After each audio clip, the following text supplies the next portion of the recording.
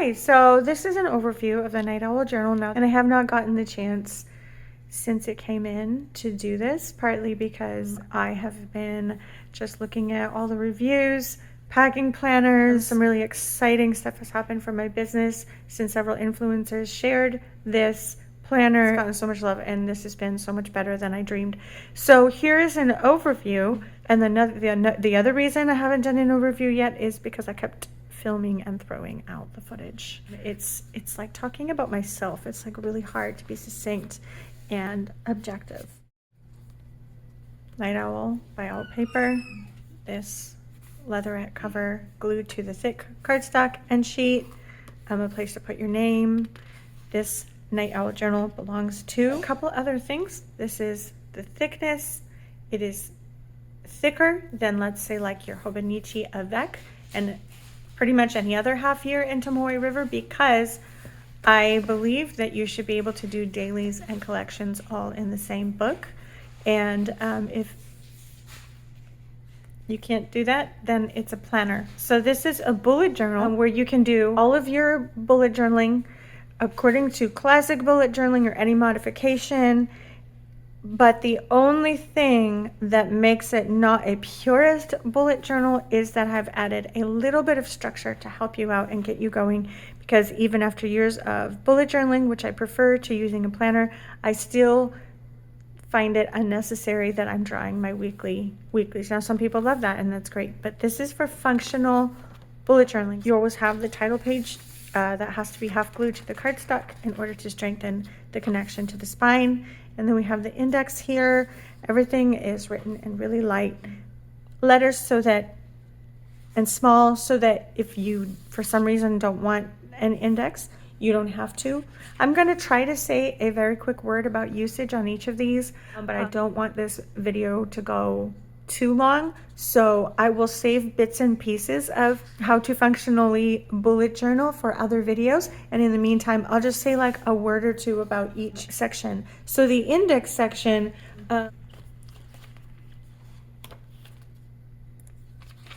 basically, if I'm working on a project, if there's something that I want to find later, I index it. And the cool thing is I start page numbers from the beginning. If you put a goal on here, or not not a goal, but like if you put a goal on page 4 and on, you can index that. If you are sitting in a doctor's office and you're putting your doctor's appointment in, and then you put a little note by it, index that stuff. And so I had to have this. The other must-have for me was a goal-setting page, which, however, does not have to be used as a goal-setting page. And I didn't want to tell you how to do your goals. There's plenty of information on goal-setting on my website, on many books about goal-setting. Some people like mind maps. Some people like lists. Some people really just want to get through their days, and it's very practical day-to-day stuff, and they're not looking at their whole life map.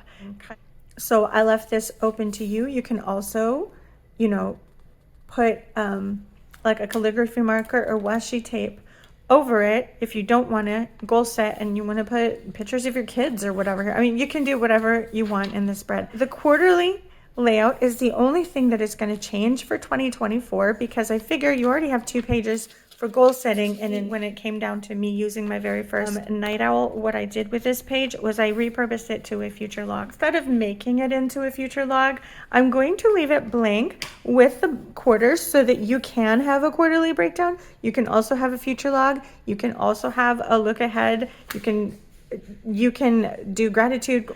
Whatever you want here wins, and it will be in a quarterly section for you. There's like a million layouts that can be divided into thirds. You don't have to view these boxes as quarterlies in the 2024.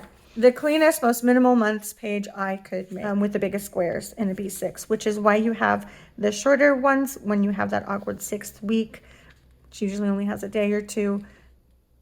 July was a very tall month. Put your habit trackers or quotes, affirmations, stickers. There's so much that can go on this.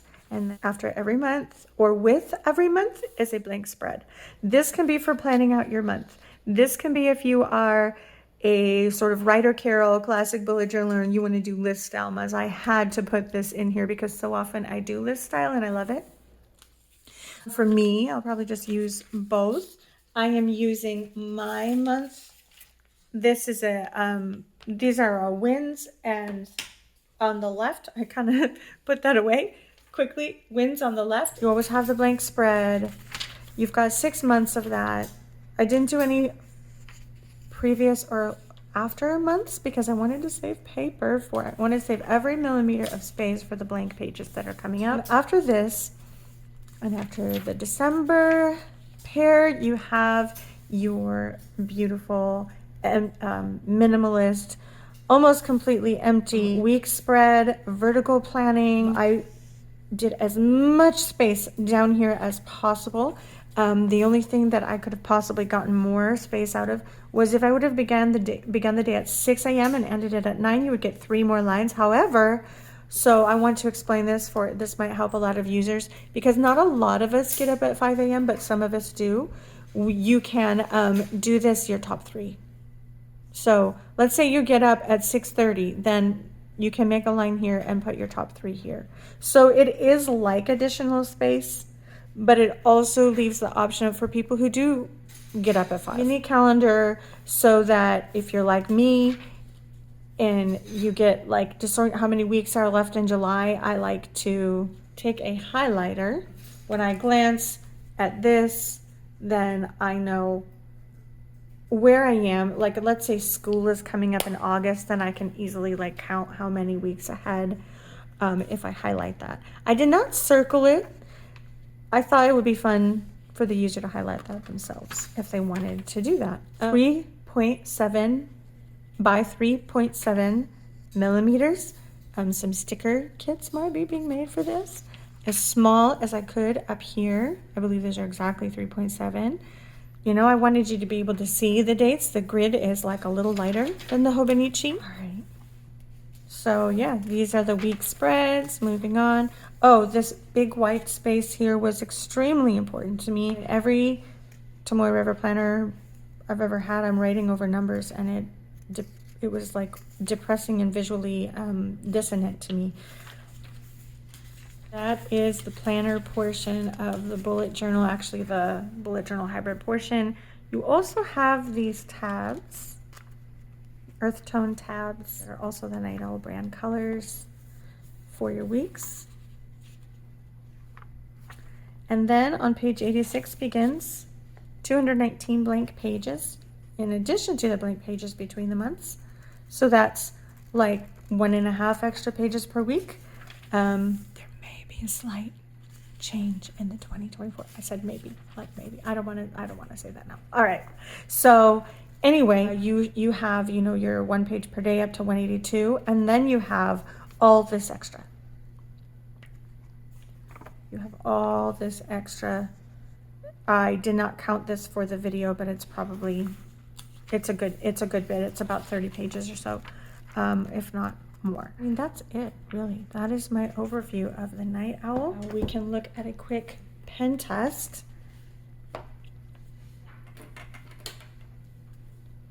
This is a Pilot Juice Up. Those are so much fun. My longtime favorite, the Jetstream U&I .38s. I love my .38 pens.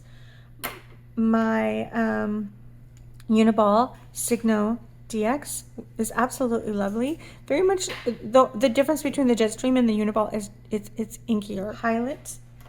I don't know what happened to my Pilot High-Tech C, but that's the next one. I believe it. Maybe I gave it to someone or something. I don't know. The Sharpie S Gel. My husband made off with that one.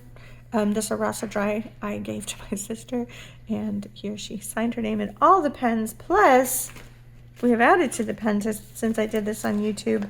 This is a really gorgeous tool. It's a medium. All right. So pre-order ends July 31st. And thank you so much for all of the reviews and the love and the purchases and the comments and the emails. It's just been absolutely incredible. I hope this helps. There's so much information on my website. Why I made it, how I made it, how to use it, find what you're looking for in life, like more peace, more calm, more organization, maybe some goal planning, maybe reaching for your dreams. Maybe you just like to journal and do art. And if you haven't been introduced yet to Tomoe River paper, it is a silky dream, intentionally translucent, but that doesn't mean it bleeds. It doesn't bleed, but a little bit of ghosting is completely acceptable on these Hobonichi pages. And once you fall in love with the silkiness of the pages and how many pages you can have, this is 304 pages. It replaces a planner, a bullet journal, and a notebook, you know. Once you fall in love with that, you realize how much you can carry around with you. The translucency of it is just one of its charms, and it makes this cool crinkly noise, especially if it's been watercolored on. It has an amazing crinkle. Paper made for fountain pens, Tomoe River 52 GSM.